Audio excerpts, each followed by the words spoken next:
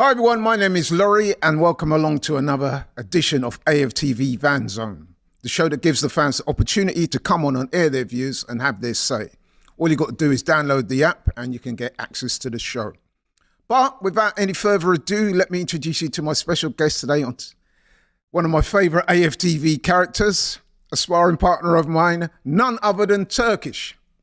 Come on. How you doing, bro? I'm good, man. I was enjoying the boxing chat before we went live, but here we are, back to Arsenal. Yeah, we're back Big up again. Laurie, man, in the building. It's been a while since we've done a little video together. Yeah, it is, man. I'm looking forward to this one because me and you, as I said before, you're like my sparring partner. We're always going back and forth. Especially this subject here. And the subject we're going to talk about today is one of those things. We're going to talk about Arsenal striking options. So please download the app, have your say. You've seen the title there, and we're going to go for it. But before we do that, let me just ask you, how you been since Wednesday, that debacle Wednesday? Or are you one of those people that have a certain ambivalence towards the EFL Cup? I guess I am, the latter.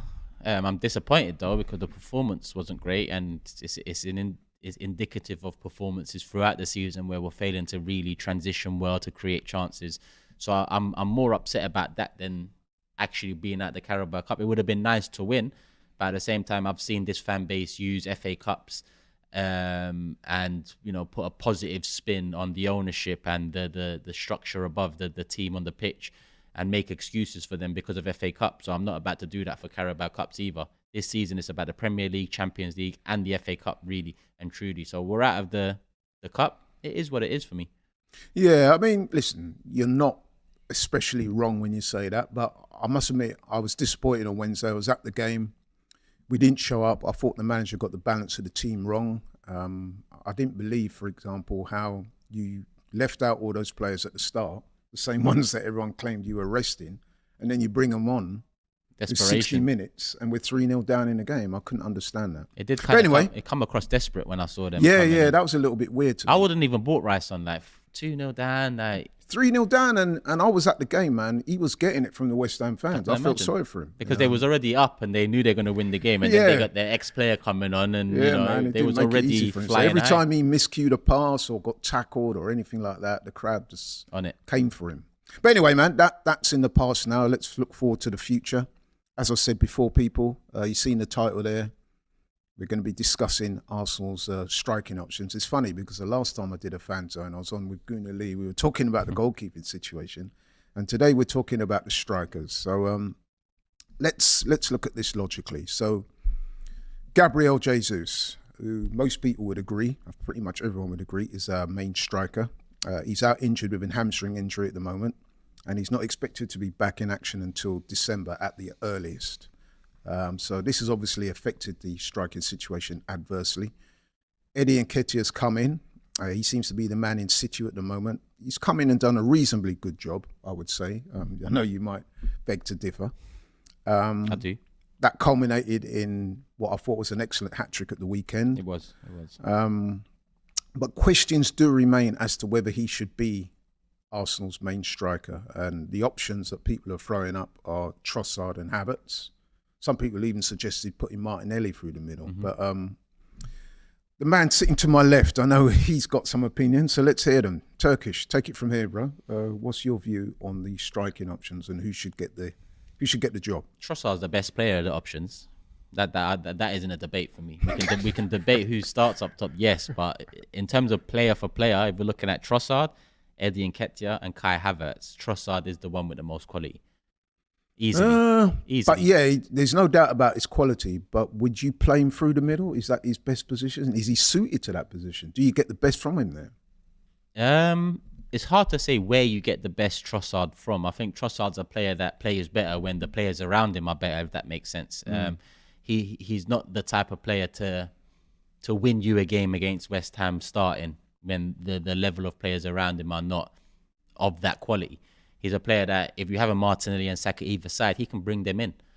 He can take defenders out of positions and create space in behind. He's the only one for me that can really do that. He's the only one that I see as much of a threat to opposition to be able to do that. Because if opposition defenders are lining up against Eddie, they'll let Eddie float in and collect the ball because there isn't much panic there. There isn't much worry. Is he going to control it first and foremost? And if he does, what's he going to do with it next? The risk element is low. Kai Havertz, again, if he's going to drop, they're going to let him drop because he hasn't really got that excitement about his game where if he drops, you're worried about what he might do picking up the ball in space. Whereas Trossard's the one that if he drops, there will be a certain level of risk and worry in the defenders because if he drops, he's someone that can spin left, he can spin right, he can use both feet, he can bring in players, and he's got a good shot on him as well. So the options he has, if he picks up the ball in space, having dropped in from the number 9, he can do a hell of a lot more with it than an Eddie or a Havertz dropping into that position. So for me, it's Trossard all day. I mean, listen, like I said before, there's no doubting Trossard's ability. And I would say he's probably a better finisher than Eddie, if I'm going to keep it real. I think one-on-one or in those close type situations, 9 times out of 10, I think Trossard is going to at least hit the target, whereas sometimes Eddie's finishing can be a bit wayward. And that's speaking as a man who's an advocate of Eddie's. But I'm not so sure about Trossard leading the line. I'm also a little bit concerned that when Trossard has started, and myself and Cecil were having this argument the other day, shout out to Cecil, by the way, they're on their way to Newcastle today to do a preview of the big game taking place on Saturday. So yeah, shout out to Cecil and the man named Robbie and them, man. But yeah, going back to Trossard, so he started against West Ham and he didn't have a good game. Now, listen, there was a number of players, including Eddie, that didn't have a good game on Wednesday. So I'm not laying the defeat or the lack of performance at his door. That's but why what I am didn't want saying him to about start. Trossard. Sorry? That's why I didn't want him to start against West Ham. Yeah, because when he starts, I have to say he's been underwhelming. Would you agree? Yeah, I mean, the Sheffield United is the anomaly, but yeah. No, I'm talking about Trossard. I was talking about Eddie. I mean, That's what I'm saying. I didn't want Eddie to start against West Ham because he could have gone into the Newcastle game off the back of the hat-trick, being rested in the game, which kind of shows you your importance for this big game. And starting him allowed for the risk that he puts in a poor performance, and then instead of going into the Newcastle game off the back of a hat-trick flying high, you're going into the Newcastle game off of the same questions people were asking prior to that Sheffield United game. Are you good enough? Yeah, listen, yeah, I hear that. But I was talking more about Trossard. I think it's fair to say that when Trossard has started games, he's not been as good as when he's come on from the bench and he's been able to impact the game. So I'm not so sure if putting him in as a striker from the start of the game works out well for him. I do think his best position is out there on the left. And he can play on the right, of course. But as a striker, I'm not so sure if he's got the physical attributes for it. That's my honest opinion on Trossard. And like I said, don't get me wrong. I do rate him as a player, but it's just I'm looking at that position. It's a specialist position. I'm not sure if Trossard is a man for that. Maybe some of the people calling they'll have their views on that. The physical thing, I just look at, I mean, again, let's look at them individually. Eddie Nketiah, he's not physical.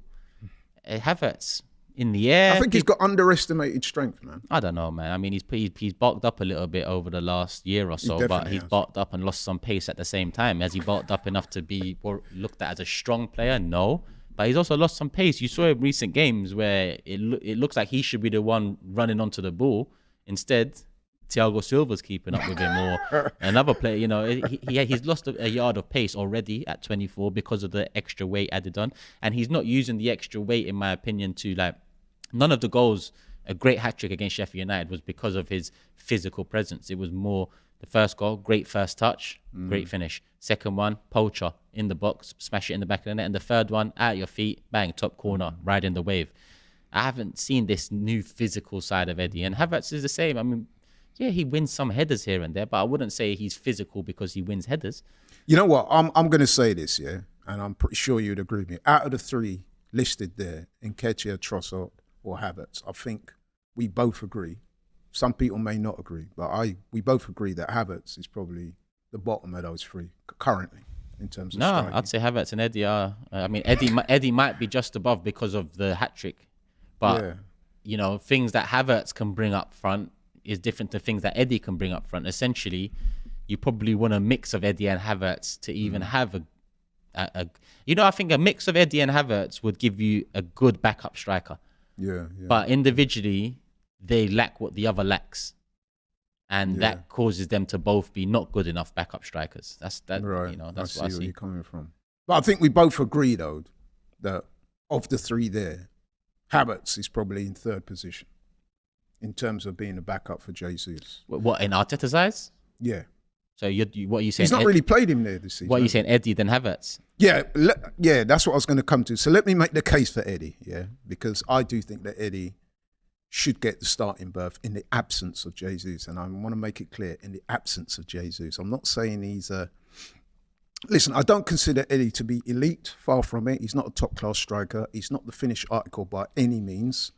And he's not prolific. But I do think he does have certain attributes that benefit the team. And I also think that he has a ceiling that's not been reached yet. He's still only 24. He's far from reaching the peak of his physical or even mental maturity. So I do think he has a ceiling. But let's be honest, man, he does have a number of attributes that I think do contribute to the betterment of the team. And those are, I think he's got great energy for the most part when he plays. You may dispute that, but I do think he does display a lot of energy, a lot of desire. As you should, playing for Arsenal Football Club. Yeah. Every player in the squad should show energy and desire. Yeah, I hear that, and I agree. But I think he does show that. I think he's got very good movement. Now, when we was at the game the other day, some people were saying that he needed to be a bit more active and call for the ball. But I was watching Eddie closely in that game. He made a number of runs and he was motioning to people to put the pass through, and for whatever reason, they weren't doing it. Did you watch him when he received the ball with his back to goal multiple times in that game and it bounced off for throw-ins and bounced off to the other? Did you watch that as well? Because listen, you're right. I think that's a slight exaggeration. No, there's not. We could probably do what on a game against West Ham. Yeah. He already got the ball. The service to him was towards the end of the second half, there was a 1-2 just outside the box with Saka. Saka does it all the time with Odegaard. You know when Saka comes into Odegaard, into the box, into Eddie Nketiah, out for a goal kick. About 7 minutes later, there was a looping ball. It was deflected, I think. It was coming to the back post. Eddie was free as a bird in the back post. He went for a volley. Do you remember that? Yeah, I saw that. What happened with that volley? Goal kick. Yeah, that's what I'm saying. He's not the most prolific. I will give you that. You know what I mean? He's not the most prolific. And that's meant to be his thing. His thing is meant to be, he's a goal scorer. So if you're not prolific, then are you a goal scorer? He's not a prolific goal scorer. He can get goals. I mean, he's got 5 this season. I know 3 of them came in one game. And it was pointed out to me the other day that, he scores goals, but they tend to be against a lower level team. So it was pointed out to me that his goals this season have come against Forest, Fulham and... Do you think it's harsh if I couple up Eddie with like Shamak and Bentner? Yeah, I think that Why? is Because harsh. they can get goals too. They got goals for us. If you're saying, he can get goals, I'm just saying, what's the difference between him, Shamak and Bentner? He does a lot more off the ball than both of those guys, with respect.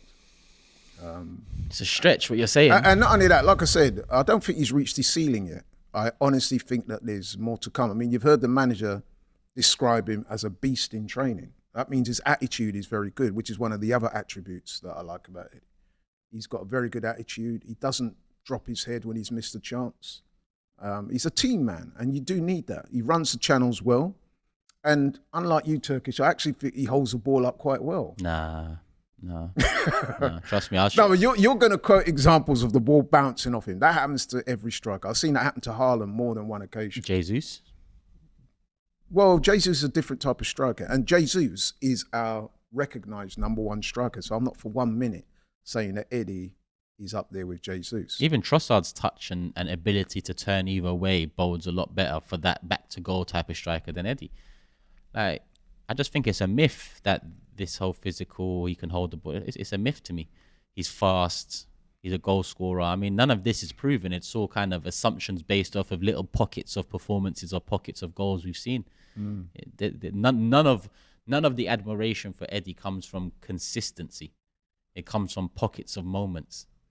Whether it's January and he steps in and gets 4 goals when Jesus gets injured, people like to lean on that, but they don't talk about February when he lost his place to Trossard and he was on the bench for the rest of the season. They don't talk about that. Or they'll talk about the hat-trick, but they won't talk about 2 in 30 previously to that hat-trick. So yeah, but you got to factor into that how many starts did he get in those games. It's very difficult to expect a man to come on and just grab goals like that when he's probably coming on to fulfill a certain role in the team. So, for example, you come on and Arsenal are, the job is done and his job is to defend from the front. It's a bit different, isn't it? The dynamics of the game have changed somewhat. Yeah, but then I hear that he's a great presser. So defending from the front... he does press well, no doubt about it. Even that's a myth to me. Odegaard presses well. Yeah, That is well, someone Odegaard, that you describe as pressing he's well. very good Eddie, at that. I mean, I would say that Eddie's instrumental in that press as well. He does put a shift in when he does the press, no doubt about that. I'm not too sure, man. West Ham seemed to play at the back quite well the other day. But he's not the most prolific. I mean, if you look at his goal scoring record, I think it's something like 19 goals in 99 Premier League appearances. But like I said, a lot of them have not been starts. So if you give the stats closer scrutiny, you'll see that when he starts for Arsenal, he does a lot better. I mean, I've got some stats in front of me now. So he had a run of starts on the 26th of December 2016, going back a few years, obviously. He got a run of starts of 9 games. He got 4 goals then. 2020, 16th of February to 17th of June, he got a run of starts of 4, got 1 goal. And then the 3rd of September to October 2023, run of starts 5, no goals. But then last year, the 16th of April to May 2022, he had a run of starts of 8 games and he got 5 goals. So, you know, do you not think that you're looking at me with that? You're looking at it with a certain amount of contempt there, you know what I mean? Some of those read well, but after every purple patch he's had, he's never managed to hold his spot down. Like I said, in January, he got the striker spot. The starting striker got injured for 4 months, and you had just gone into the season with a number 14 shirt and a 100k contract. So when you're a backup striker, of course you don't wish an injury on the person in front of you, but if an injury comes to the person in front of you, that is your opportunity. And if it's a 4-month injury, that is your opportunity to stake a claim and make it yours, to the point where people are questioning whether Jesus should come back in the side. Instead, he hits 4 goals in his first 5 games, I think it was in January, and then hit 0 in the next 4, which includes the Brentford draw, the Everton loss, and then he loses his place to Trossard, who's just come in as depth to our wings. And Trossard steps in, does well. We don't see Eddie start again. Jesus comes back, steps back into his role, and that's it. So as good as 4 goals in his first 5 starts when Jesus got injured sounds, the reality is that if you lived through it, it wasn't good enough for him to hold down a starting space. But we are talking about a player that's come through the academy. He's been at Arsenal a while now. He has struggled on occasions, even went out to Leeds, and that didn't go particularly well for him. But I do think he's improving. I do think he's improving year on year. I think he's definitely better this year than he was last year. Do you agree? He's definitely better this year, last year. But if this is the pace of improvement, then we might get a top striker when he's 37 years old. Damning. But you know what it is, though? Let's not hide behind stats and opinions. The club do need to invest in a top striker. 100%. We should have done that. We both agree on that. And the obvious person out there would seem to be Ivan Toney. Now, I must admit, I would be quite excited at Ivan Toney coming into the club. How do you feel about that? I would have been until I heard 100 million. He's not a 100 million player. And even by today's, I mean, Havertz costs us 65, man. I mean, you know what I mean? We can't afford. If Havertz costs 65, bro, then you can understand it's a why fair Brentford point. would want at least 100 million. And that's why I'm on to Mikel about that Havertz signing, because number one, the fee itself was mad, and the player you chose to spend that fee on is even crazier. So yeah, but we can't fall into the whole Chelsea, Man United method of paying for players over the odds, leading to teams always asking for over the odds from us. We're not Chelsea and United. We haven't got that rolling income and dodgy textbook method that they tend to probably use to get away with it. Well, not Man United, let's say, because Man United. Okay, I understand we got some callers ready, so let's hear from them. Is it Ollie?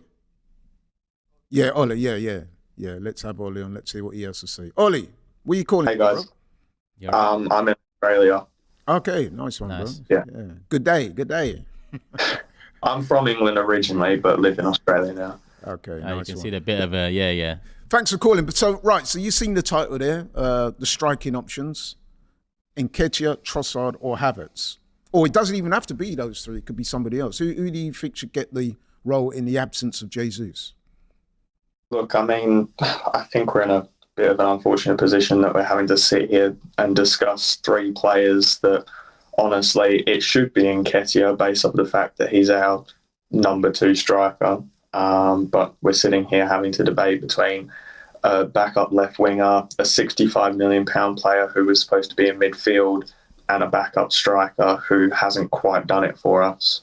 But I think overall, I think we've got to give Nketiah a chance because this may be his last chance to properly show what he's got. So I think it has to be Nketiah, just because I feel like Trossard, when he started recently, hasn't been brilliant. Man City came off at half-time. I know he had a small injury, but he was a bit anonymous in that. And then West Ham as well. I don't know what happens when Trossard starts. Seems like it's a different player recently, but I give it to Eddie. Okay, I'll let you liaise directly with Turkish because I know he's got an alternative view. Yeah, I got an alternative view, but the way Ollie came to that conclusion, it makes sense. What he said at the beginning is the biggest indicator that we've left ourselves a bit in a messy situation, because it should be Eddie.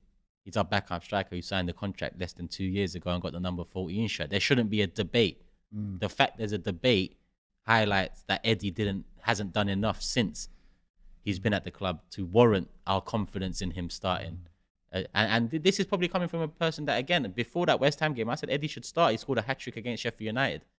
If he starts, so be it. I don't really like... Should he start against Newcastle? Should he? Would you start him if you're the manager? I would start Trossard, Ollie. I would start Trossard because right. I just think that he has what we need to be able to unlock Newcastle a little bit defensively. I think he can drag defenders out of positions and Martinelli and Saka can expose them. If Eddie starts, we can still win the game. Didn't Eddie start at the end of last season at St. James Park and we won the game? I'm pretty sure. Did he start?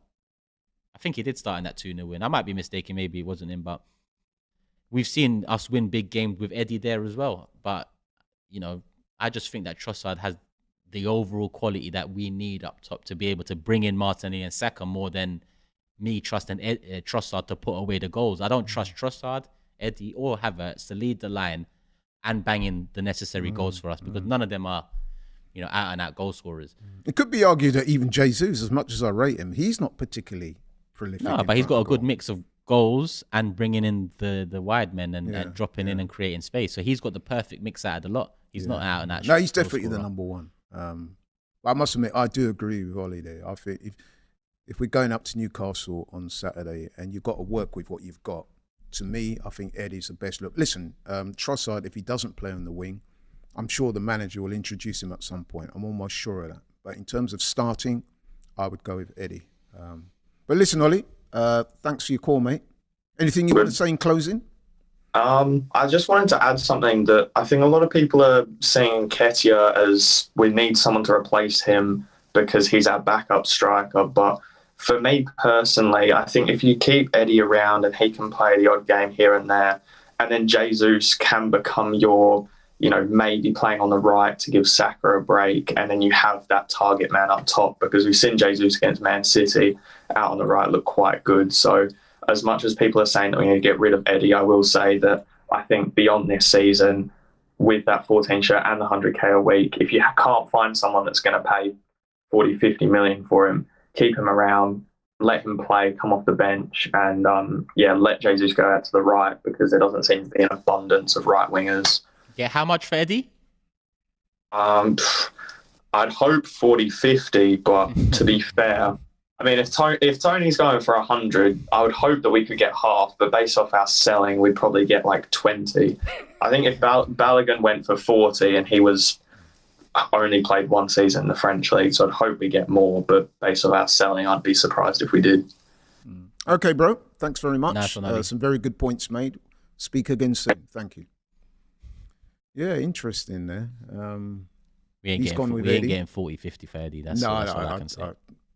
I'd like to think we would, but I must say I doubt it. But let's hear from Kian. What does he think? All right, guys. Hey, how you doing, bro? What are you saying, bro? Not too bad, not too bad.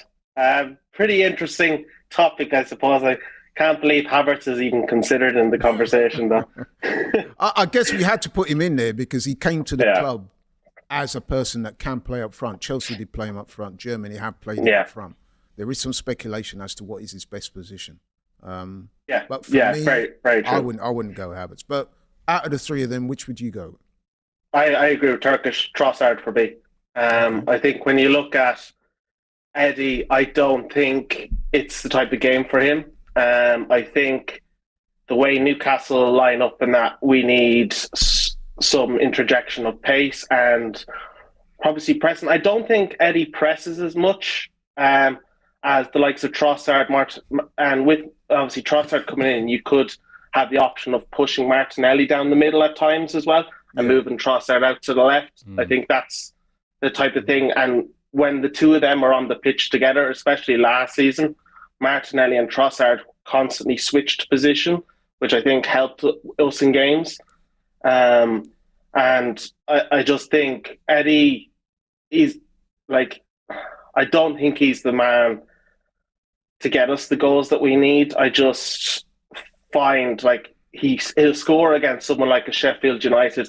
He'll have a great performance, but he's not consistent enough to play in a big game like against Newcastle. Better off to come off the bench, maybe, rather. Yeah, I mean, I would agree insofar as he's not especially prolific. I did say that.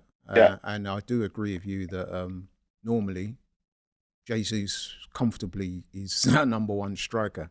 But in the absence of Jesus, and if you weigh him up against Trossard in terms of who's going to play through the front, I would go Nketiah all day long. I mean, I was interested to hear there that you mentioned the word pace.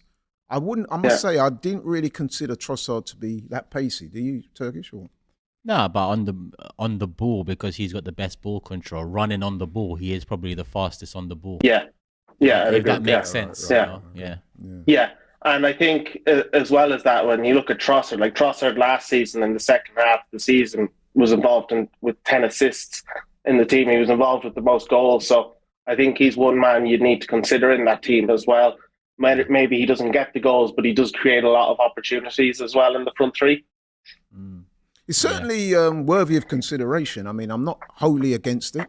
It's just that I give Eddie the edge in terms of his physical attributes. I would say he is quicker than Trossard. I mean, obviously, I've never seen him have a foot race, but based on what I've seen, it would appear to me that Eddie's the quicker, the stronger, and you've got to say that he naturally is a striker. He's played there pretty much all his career. I know he can play on the wing as well.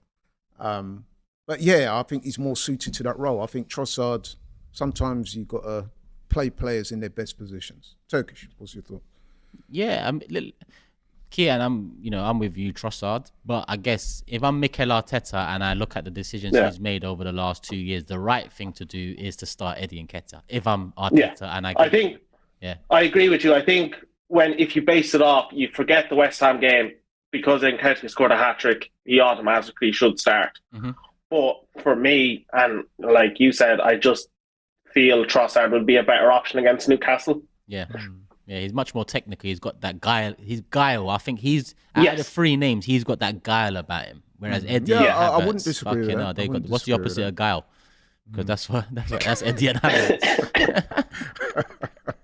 No, you know what? You both make a very good point there in terms of guile and nous and ability and even finishing.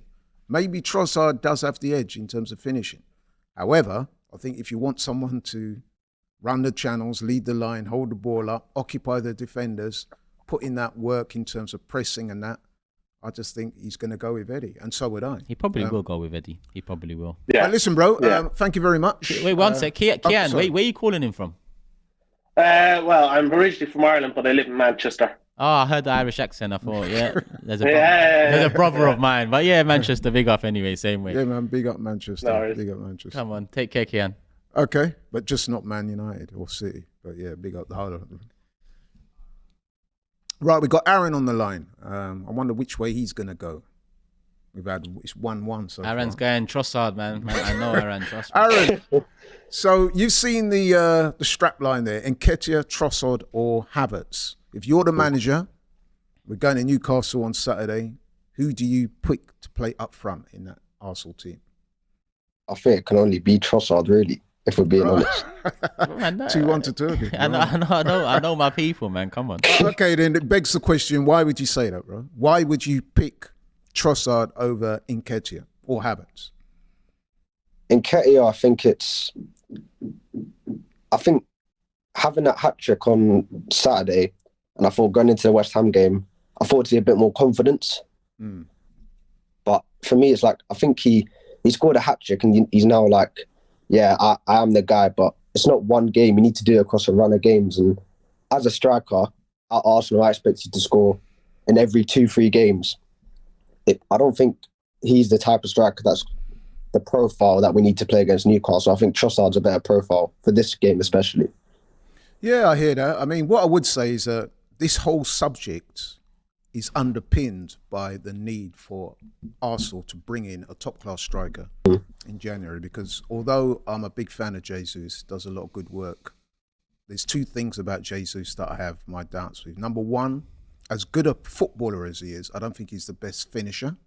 And number two, his injury record at Arsenal at the moment is not good. So I do think we need to spend some money in January and bring in a striker. Me personally, I think Ivan Toney fits the bill perfectly. But Turkish, over to you. But you know that upgrade means Eddie Nketiah's time is done, because you can talk about upgrade on Jesus all you want, but everyone can twist it however they want to twist it. Yeah, if we get another striker in, it's the striker and Jesus. It's no longer Eddie Nketiah. You know that, right? Yeah, well, listen, man, football at the top level, you have to be ruthless. And as I said, we've identified the striking position as one where we need to strengthen. So there's a good question here. I forgot who it came from. Brian. Brian says, okay, we're talking about striker, yeah? Forget striker for a sec. Who's the better footballer? Eddie, Trossard, or Havertz? Easy. What? The better footballer, Trossard is, in terms of a football ability. Yeah. And Jesus. I think Jesus, then Trossard, then Nketiah, then Havertz. Akola, what do you think to that then? No, I'd agree with that. I think the notion is that Eddie is more of a box striker, if that makes sense. He's good in the box, good in the 6-yard box. Back to goal, I don't think he's like the others. Jesus and Trossard, they are. Jesus is elite in that category for me. One of the best strikers in the league at doing that. Yeah. Like Turkish said earlier, if we could combine some of their abilities, we would have a top striker, but it's like they've all got different things and we kind of need that all in one player. And I think Ivan Toney is that guy. Yeah, I firmly believe that. Yeah, Tony's kind of listen, don't quote me on this, but if you look at Havertz and Eddie and what each other are lacking, I think you find both traits in Tony. Yeah, 100%. But the price is obviously a bit of a mad one though. Exactly. I ain't spending no 100 mil on Tony. Yeah. That is madness. I mean, I'd put Eddie in for make weight for that. You know, I mean, maybe. Well, that could well happen. Happen. At this rate, we've got Ramsdale, who maybe in January might be looking for exit. We've got Emil Smith-Rowe, who's picked up another injury. Another one. So listen, in January, Brentford, I'd entertain those 3 players being part of a deal, or two of the 3 players being part of a deal. Yeah, I could see Brentford if Tony does come to Arsenal. I could see Brentford saying, "Look, as part of the deal, we want Eddie." You know what I mean? I could see that, and I think Eddie could go there and do a good job for them. To be honest, again, would he start for Brentford? I'm not so sure. I mean, they got Mbeumo there. Yeah, I mean, okay. So some of the deals I'd do, I'd say maybe these are maybe 2 deals I'd do. I'd say Eddie and 30 mil Brentford. There's one offer. Or Ramsdale straight swap. There's another offer. Or Emil Smith-Rowe and Eddie, and that's another offer. We can mix it up a little bit. I think Ramsdale for Tony would be a great deal if Arteta's decision has been made on that, which it seems to have been made. You know, there's no Carabao Cup no more, so we're doing with Ramsdale for the rest of the season. Just got to ask Aaron, Havertz, what's your thoughts on him so far? Well, obviously, I didn't have the highest expectations, if we're being honest. I don't think any of us did, but even for the low expectations I've had, it's not going the right way. No, I think, to be honest, I've heard a couple of people saying they consider starting him for this game, and I get the points in some way.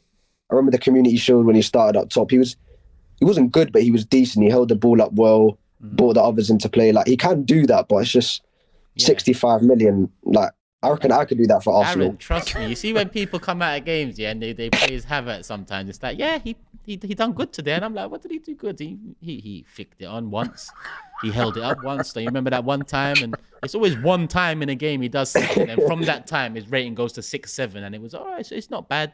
No, it's fucking terrible what we're seeing from him this season. Let's be honest, it's terrible. Terrible. Turkish is not holding back. Nah, bro, and people It's true, it's not just I just think Eddie you I'm have a critical point. of. You have a Havertz is even worse.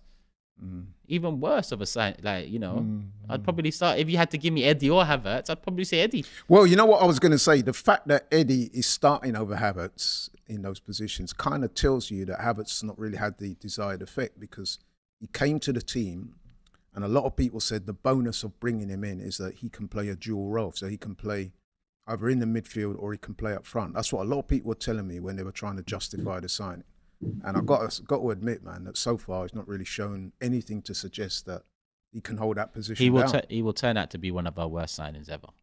Like, it's still early days yet. It's early. Listen, you can give that guy days, months, years. He ain't doing anything. Well, I hope you're wrong. Wasn't he at Leverkusen before? Sorry? He was at Leverkusen before Chelsea. Yeah, well, I mean, if we could get that player that was at Leverkusen, I think that's what Arteta thought, clearly. I think he thought he could unlock that Leverkusen player. Maybe he just thought he was low on confidence. Imagine in his Leverkusen days, us three were talking and we'd say, you know what? Imagine we could get Kai Havertz and send Xhaka to Leverkusen. We really would have all been like, yo, get this fucking done yesterday. Forget tomorrow. Get this done now. And look, one's at Leverkusen, one's at us. And for God's sake, it's nightmares over here with that guy. And I must admit, I wouldn't have said at the start of the season that you would have saw Eddie starting over Havertz on a regular basis up top, because I thought that's why he came in as a backup striker for Jesus. You know what I mean? Like he can play midfield. No, but then that's how I thought he came in to play midfield. Yeah, I just don't think. I think Arteta's realised that's not working, so he's tried to change a couple of things here and there. But even then, I don't think Arteta knows the plan for him. One game he comes on up front against City, next game he's starting in midfield. So I think Arteta's just trying to find a position for him, but I don't think there is a position for him. Because he started 10 last against Sheffield United. So he started striker, he started 8, and he started 10 this season. Yeah. I think he's just trying, seeing where. But none of those games he's impressed me. If we're being honest, it's been 6 out of 10s at best. The fact that we're having this conversation and he's not really in the conversation as starting up front says a whole lot, to be honest. Bro, you see that number 8 position? It'd even be a tough choice at Ramsdale and Havertz at this moment. That's how much Wow. that Havertz is. Bro. Shots fired. Bro, that might be the long-term future of Ramsdale. Maybe he's our next 8. But anyway, bro, Ollie, unless you got anything else you want to add very quickly, we're going to move on. We've got some other callers waiting to come in. No, it's all good. All good. Okay, bro. Listen, thank you very much. But some great points made there. We got Nikos on the line. Hey. Yes. Turkish Laurie, how you doing? I'm all good, man. How are you? How are you? Yeah, been well. Can't complain too much. Good. So where do you stand on the striking debate? Jesus, we're being told out until December. Eddie's the man, seems to be the man in situ at the moment. However, there are people out there with a school of thought saying they'd like to see Trossard start. Some people are even suggesting Havertz. Who do you go with if you're the manager? Yeah. Look, I think holistically, obviously, until Jesus is back, we're gonna need multiple options there in different games, depending, I guess, on what the game needs. For Newcastle specifically away on Saturday, I'm with Turkish on this one. I think I'm leaning towards wanting to see Trossard start. Now, that's not so much from anything we've seen from Trossard in the games he started this season, but more that I think that we've seen a massive drop-off in the output and the threat of Martinelli, Saka and Ødegaard. And I just feel having Trossard there in terms of the way he's able to move off the ball and create space for those three, it's our best bet at seeing the best come from those 3 players, which are our gunmen, really, when it comes down to it. So that's why, for me, I'm leaning towards wanting to see Trossard play. The Havertz one, it's becoming hard to put your finger on anything, because I'm sitting here before I've come on hearing Ramsdale and Havertz comparisons, but it's getting to that point. It's getting to that point with Havertz, and I wouldn't mind maybe against Burnley at home seeing Havertz start up front. But for this game, I hear your points, Laurie, but I'm leaning towards Trossard. No, I mean, listen, I hear that. I've got no You're down real... bad in this voting, you know. Yeah, You're down bad. Most people have come on that have gone for Trossard. So. Let's put a poll in the chat as well, production. Trossard, Havertz, Eddie, so we can touch in on that at the end of the show. Yeah, good idea. Well said. Listen, I hear your points for it, but I still maintain that Eddie especially off the back of that hat-trick last week against Sheffield United. Some people are going to say, yeah, it was only Sheffield United. But if you look at the way he took those goals, that was quality, especially the third goal. Amazing goal. Okay, against West Ham, he didn't perform, but then no one really performed on that day. And I was at that match and I was watching closely. Eddie did not get any type of service to talk about. So I think we can put that game to one side. But if we're talking about Newcastle at the weekend, if I'm the manager, I'm definitely going with Eddie. Although, like I said, I probably will introduce Trossard at some point. Turkish.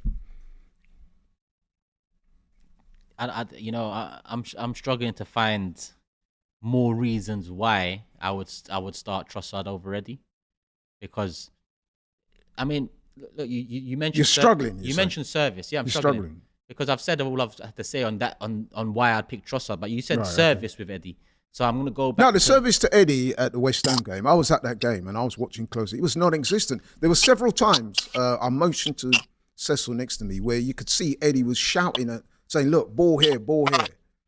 And they just ignored him. They would check back and pass back all the time. But then he has to fill the midfielders with confidence that if you're asking for the ball here, that when we give you the ball, you're going to take care of the ball.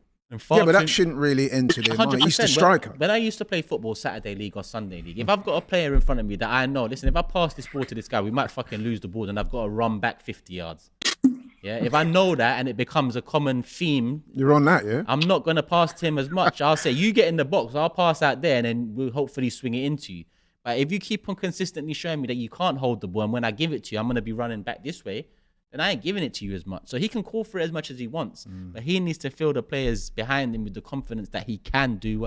And the service thing comes down to him as well, because managers like Pep, like Mikel Arteta, with this modern day system and cog-based football, yeah, your striker is part of the service. Your striker drops in, creates the space, and then he gets back in after the space he's created. Eddie doesn't do that well. So yes, what does he do well for you then, Eddie? What does he do well? Yeah, it's a good celebration. I like that celebration. Wow, shots fired again. I'll be honest though, Laurie. I understand Turkish's viewpoint on this because I feel like I've even personally been on a bit of a high with our team. It was hard not to be last season up until obviously the last 2 to 3 months. And I haven't wanted to dislike any of our players, but I think I've had to take a step back this season and look at a couple of positions, definitely in the backup to our starting 11, where we're still not up to the standard that's required. We're going for a title against Manchester City, and to me, I haven't heard a point yet. I understand the goals that Eddie can sometimes maybe potentially bring, but I haven't heard a point of someone explaining to me what he actually does in general play at all besides the goals that he provides. There's no hold-up play, there's no link play. He doesn't really, I've heard people holding to, he's done a nice little turn there, but I haven't seen his game develop to the level of being able to really add anything. So as much as I love Eddie, I actually love seeing him score. He's Arsenal through and through, but I just don't see it with him. I just don't see it with him at this point in time, even off the back of the hat-trick. Well, what I would say to that is, I think, I said it earlier, I think he has a ceiling that he's not reached yet. I think he's a better player this year than he was last year. Physically, he looks stronger. I think in defence of Eddie, I think he does occupy the defenders. With his runs, with his pressing, with his tackling. For me, I think he does hold the ball up well. You could argue, like Turkish has said, he's seen the ball bounce off him. Listen, I've seen that happen to Haaland as well. So, and I would describe Haaland as the best number 9 in football right now. 36 goals in his first season in the Prem at 22 years of age. Yeah. Well, like I said, he can bounce he's off the him best sometimes. striker. I'm just saying that even Haaland, I've seen the ball bounce off him where he's not controlled it, and people have expressed that view. So, listen, I hear what you guys are saying. If Eddie gets me 36 goals, it can bounce off whatever body part you needed to bounce off, my guy. Yeah, get me 36 goals. That's true. But like I said, I do think he does bring certain attributes to the team that enhance us. And I do think he's a specialist number 9, whereas Trossard and Havertz are not. And in any event, Havertz is definitely not playing well enough to get the starting berth up top against Newcastle. So for me, it's a straight shootout between Nketiah and Trossard. And given the reasons I've just said, I would go with Nketiah. You say he hasn't reached his ceiling yet, yeah?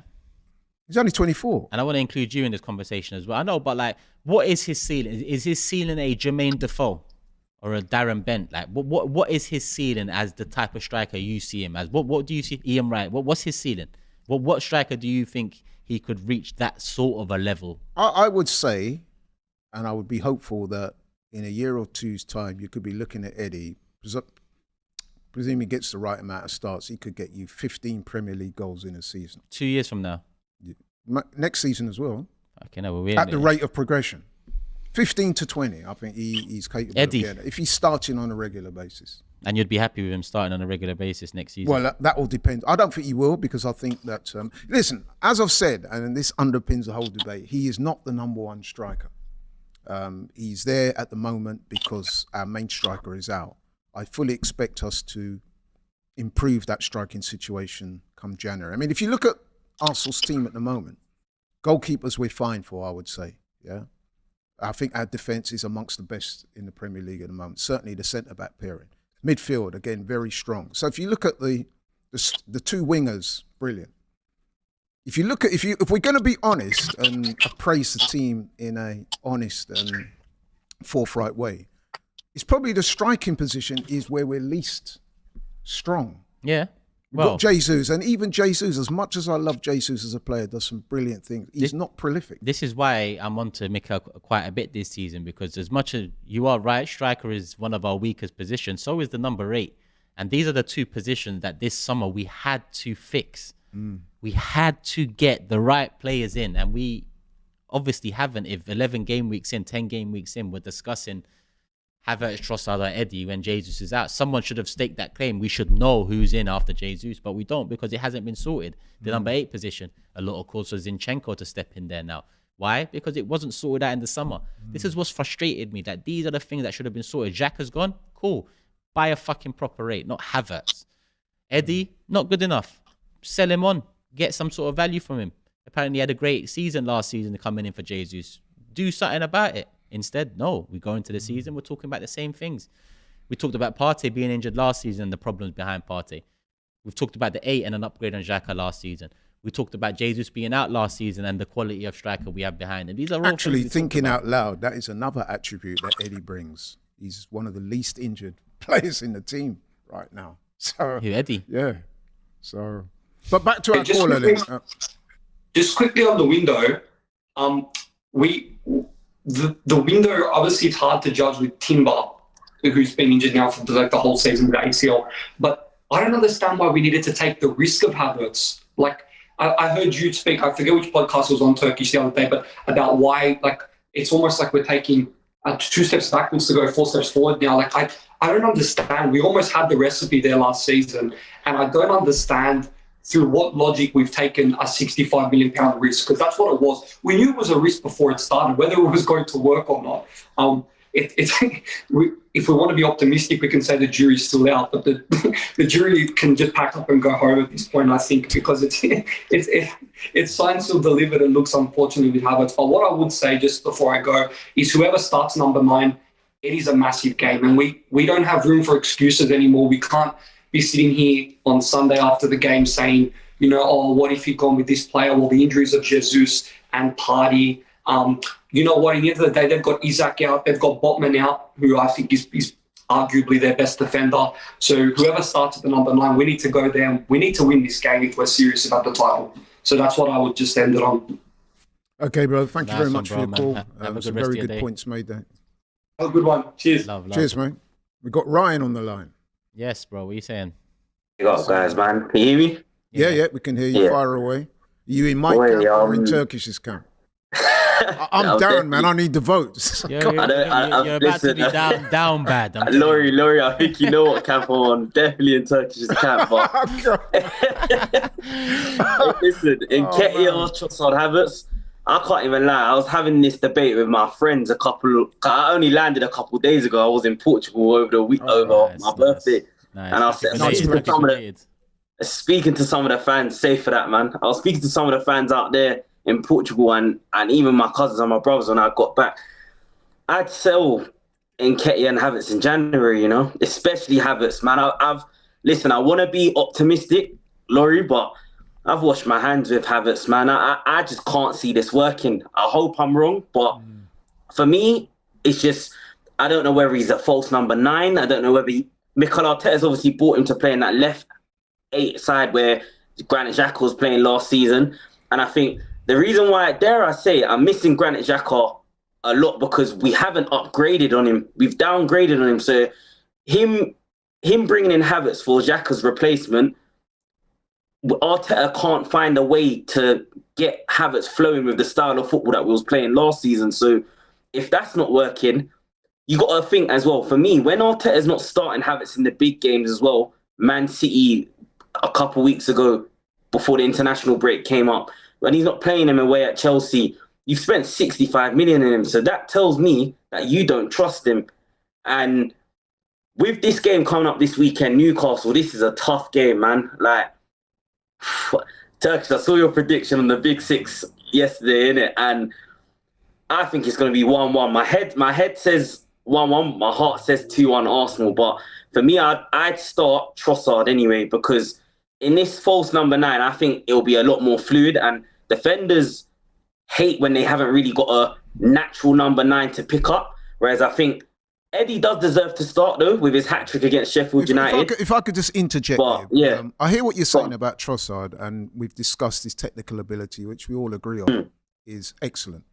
However, do you think he's done enough this season when he started to justify a starting berth tomorrow against, let's face it, a team that are a very good team? They're at home. They're going to be very up for it. Yeah. Would you go with Trossard over Eddie, given that Eddie last week scored the first hat-trick of his career for Arsenal?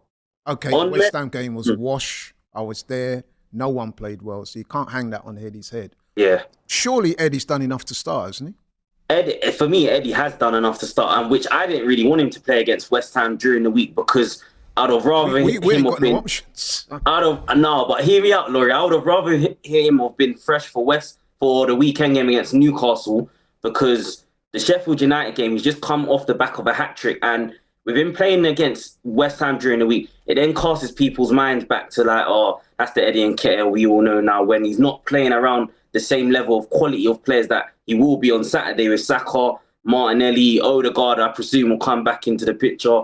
But for me, I'd play Eddie Nketiah because he deserves to start with that hat-trick against Sheffield United. So you do agree with me.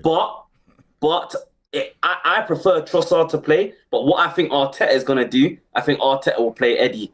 I'd rather play Trossard because I think we're more fluid when Saka, Martinelli and Trossard are through that front three. And I think will cause Newcastle a lot of problems as they haven't got Botman. Isak's a big blow for them as well. So I think we will create opportunities to hurt them, but it's whether we can be clinical and ruthless enough in the final third. I wish we had went out and got a striker in the summer. I wanted Ivan Toney or Osherman. I even look at Ferguson from Brighton, and I think if we could get any one of those three, January will be hard because I'm hearing 100 million for Toney right now. The market is crazy, but for me, that left-hand sided 8 where Xhaka left and up top, we all knew that that's where Arsenal needed to address their problems. I'd even potentially look at another left-back as well because I don't know about what you two think, but Zinchenko, for me, he's digressed a little bit, man. He has, a little bit. I'm a bit worried about Zinchenko's form right now, man. Well, I don't know what you two think. Well, let's see what Turkish. You made a number of points there. Some of them I agree with, some of them not so. Turkish, what do you think on what you said, especially with regards to the striking option? He said he'll think the manager will go Eddie. Yeah, that's exactly right. Ryan's pretty much said what I said earlier. I think Eddie will get the nod, but if you're asking me, it should be Trossard. And we're saying off the back of a hat trick. It's not off the back of a hat trick anymore. It's off the back of a dead performance against West Ham. And that's but in terms of the Premier League, yeah, the man's gone out and got a hat trick. And listen, I'm sure Ryan will agree with this. It wasn't just like 3 tap-ins. All 3 of those finishes were good finishes. Especially the third one. 100%. Right? So I'm saying if a man's done that, and let's face it, up until Eddie got those goals, we hadn't scored. We weren't looking brilliant. We had a lot of possession, but he opened the door for that victory. So are you really going to demote him to the bench after a performance like that? I said before, if he starts, I don't mind. I get it. But my thing is more with Mikel Arteta not having sorted this situation out properly. Because if 100%. he starts, I assume, based off the evidence, that he's not going to have a great game. And then afterwards, we're going to be talking about, you know, he might not have a great game. We might win. We might not need to talk about it. He might not have a great game. We might draw, which is fine. I think a draw at St. James Park is not the end of the world. He might not have a good game and we might lose. That's when it becomes more of a conversation. Because in a game at Newcastle at St. James Park, which I put right behind Anfield and Etihad as the third most difficult place to go to and get a win, he's going to have minimal chances. He won't have the chances he had in abundance like Sheffield United. He's going to have minimal chances and he's going to need to bury it when he gets his chance. Now, he has proven that he can do that before, 1-2 chances and he gets a goal, but he's also proven that he struggles to bury, 1 or 2 chances. So, it could work one way and he could kick on from Sheffield United and get us a point, get us 3 points at St. James Park. And that would be the beginning of hopefully some consistency to his Arsenal career. Okay, Ryan, over to you in closing. Very briefly, Yes. what's your saying? What's your final say? Briefly, I do think we'll draw. I hope we do win. But I just got one last question I want to ask, just because this player I feel will take Arsenal's midfield to a much higher level, and I think he's better than most players we have in our midfield, like El Neni and Jorginho. If we were to look at Eze in January I know we've been looking at Neto from Wolves and then Ivan Toney, obviously, from Brentford. If we were to bring in 3 players like that and potentially get rid of Nketiah going the other way, where do you think that would? Do you think that will take us to another level? Didn't Neto pull his hamstring the other day? Yeah, he did. He's injured now, isn't he? Because before that, Eze does look a quality with player, you, but I 100%. must say that for me, the priority in January has to be the striking position. Like 100%. Yeah. But anyway, listen, Ryan, thank you very much, bro. Big up, man. I gotta get this comment in because it's fucking true. Big up best in the world as always, my guy. What's he They've been saying? using Eddie's winner against United since January. Say that again, sorry. They've been using Eddie's winner against United since January. That's what's going to happen with this hat trick now. It's going to be September the 6th, 2028. And then someone's going to be like, who should we start up front? Someone's going to say, Eddie scored the hat trick against Sheffield United fucking 4 or 5 years ago. We always hang on these moments. That football is week in, week out. Consistency is key. You can have pockets of moments, but pockets of moments doesn't make great players. Great I players agree, are consistent. but what I would counter that by saying is that you have to give him a chance. He's got 5 goals this season. That's a decent return. Have to give him a chance. You're right. No. I wouldn't say have to give him a chance because he's had chances. But what I will say, and we must agree on this now, this season is his last chance. He's had an opportunity this season already with Jesus injured. He's got a second opportunity now with Jesus injured again. And with all likelihood, he's probably going to get a third one at some point this season. Surely this is his last chance now. Laurie, he's 24, 14, 24 still young, bro. 100K a week. I wish I was 24 still. Yeah, well, yeah, don't we all? But in terms of football, I mean, we've got younger, better players. So this season has to be the last chance. We finally, or not we, because I know, but you and the rest finally find out whether Eddie is good enough or not. Well, what I would say about that in closing, because we're going to wrap up soon, is that, listen, as I said before, and I'll reiterate, I'll reiterate this, Eddie is not the finished article by any means. He's also not the most prolific. But I do think that he has a ceiling, that he hasn't reached it. I think we need, as fans, to be a little bit patient and to support him and to be positive towards him. He's not as good as Jesus, but I think, he's our best option when Jesus is out in terms of playing up front, which is the point I'm making. So if I'm the manager tomorrow at Newcastle, especially off the back of what he did last week against Sheffield United, to me it's a no-brainer. He has to start. Now, in answer to your suggestion that you proposed earlier about Trossard, and even you said you'd start Eddie and maybe bring Trossard on later, whatever. I'm fine with that. But I just think that given the resources that we have at the moment, with Jesus being out, it's got to be Eddie. I'm going to give you the final. So, if you look at the next, let's say, project the next 3 years in the league, and you look at the teams now over the last 2 years and who you'd expect to be up there in this season, next season, the season after that, I think we'd agree Man City, of course, would hope Arsenal, of course, Liverpool, of course, and probably Newcastle because of the trajectory and their ownership, right? Yeah. Compare their backup strikers to ours, because I always hear he's a backup striker. Can you get any better? He's one of the best backup strikers in the league. Now, Liverpool's backup striker is Nunes or Jota. Both are better than Eddie. Man City's backup striker is Alvarez. He's better than Eddie. And Newcastle's backup striker is Callum Wilson. He's better than Eddie. Yeah. So the teams we project to be competing with over the next 3 years for the Premier League title all have a better option behind their starting striker. I agree with you. Now, if you look at their strikers, all three clubs also have strikers that are more consistently available than Jesus. So the three clubs we're going head to head with over the next 3 years probably have starting strikers that are fitter and more readily available than Arsenal's Jesus, and they all also have a better backup striker if their main is not unavailable than Arsenal. That's something that has to be fixed. No, but you know Moving what, forward, bro? it needs I to be actually agree with you on Jesus that. back up, and then we need to get a proper striker in. So that's our pool. Yeah. And then you can be like, who's better, Jesus or Jota or Nunes? Who's better, Jesus or Wilson? Yeah. Jesus or Alvarez? More of a debate there. But with Eddie, it's fucking hell, that's not a debate, is it?